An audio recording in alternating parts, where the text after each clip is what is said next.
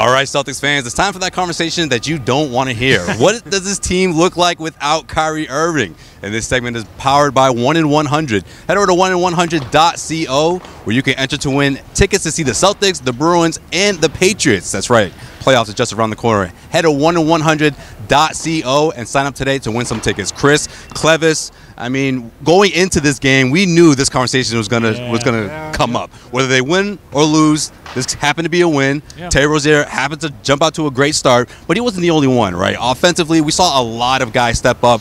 Obviously, Gordon Hayward was the standout here, but there were other guys too. And overall, we're talking about a team that shot nearly 60% from the floor, season high 60% from the floor. You don't see that often in the NBA. What does that say about this team when Kyrie Irving is not in the lineup? I think you phrased it right. It's a conversation that no one really wants to have, but I think it should be had. I mean, it's not necessarily saying, oh, the Celtics are a way better team without Kyrie Irving, but the ball movement is clearly better when he's not in this lineup. That I agree with, yes. And it's not, and again, it's not saying, get rid of him, shell him out, but it is. And guys like Gordon Hayward are the beneficiaries of that.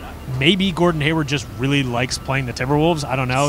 He's had two 30-plus point performances against them and doesn't have a 20-point performance against anyone else. So it's not a coincidence. So it's just something about the Minnesota Timberwolves that gets him going. But the ball movement is clearly there in a more prevalent form without Kyrie Irving. So it's kind of fascinating. I don't know. Yeah, I think you see this a lot though, with teams that play without superstars. You do. You see in Oklahoma sometimes if George and Westbrook don't play. We've seen on Christmas Day where the Lakers played without LeBron James and they beat the Golden State Warriors, right? So you see all the time when your stars are out, the team plays better because they're all equal talent. Then you don't have to depend on that one person. Right. Here in Boston, that one person is Kyrie Irving. When he's not here, everyone's kind of even playing. But I know Hayward, he's coming back from that injury, so he's on the same level as everybody else. But you see that he's kind of the star, I guess. We had 30 points tonight. So I think that's kind of a good example to give. I think. Sorry to cut you off, but I think Kyrie's style of play also relates to what happens when he's out of the lineup. Because that's what I was going to bring up. Let's play devil's advocate here. Right. Let's talk about how the ball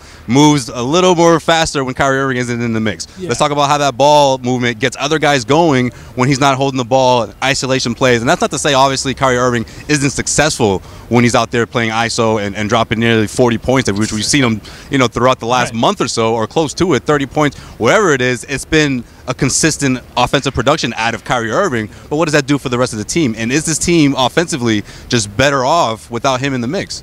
It's just different. I can't really decide yet if they're better off because, again, it's a small sample. What's he missed 3 to 4 games this year, so small sample size, but he's never been that point guard to really get his teammates involved. Yeah. He's a pure scorer. He can play an iso ball, but when he's in this lineup and he starts to go off, there's a lot of ball watching. That's just the way that happens. So I think we need a bigger sample size to really come to a conclusion. But, again, let's just not forget, Kyrie Irving is the best player on this team. Okay. That's what I want everyone watching. It has to be said, yeah. Well, I think that's obvious, but I think what some people may think or may question is this team better without him? No. I don't agree with that. Do you agree with that, Clevis? They're not, but I think just like you said, the ball movement's better, but the question is, are they getting more assists out of this, or is the offense more flowing? To me, Kyrie's like Damian Lillard in Portland and McCollum, right? Yeah. Ball watchers, but they still find a way to win.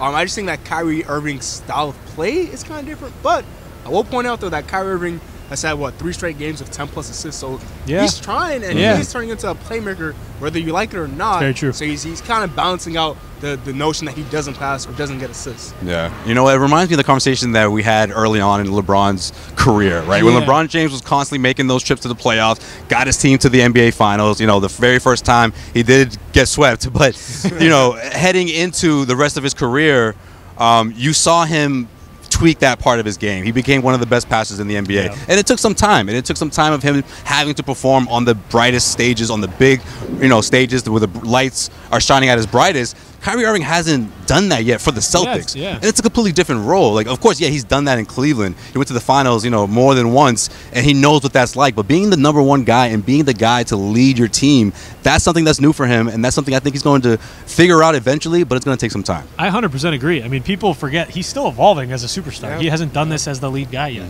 So it's going to take some time, and we're watching his evolution at the moment. And I kind of do agree with you guys where Irving is the superstar, but I just in my head when you said that, just the 2016 finals came to mind. I understand LeBron was the top guy, but Kyrie Irving played a role as Number two, sometimes the number one guy in that 3-1 comeback. Game 5 is a perfect example where he had 41.